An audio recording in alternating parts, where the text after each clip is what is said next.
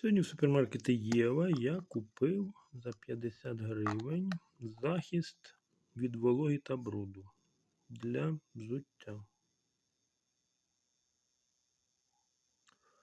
Водовідштовхувальне просочення. 100 мл.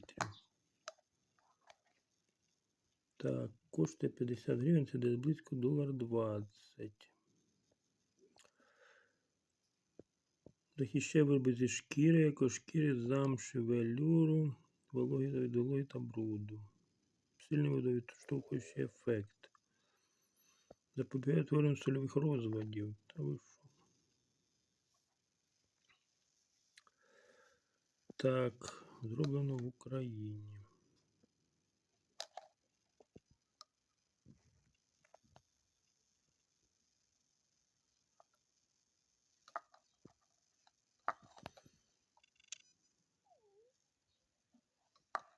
Ну що ж, будемо використовувати.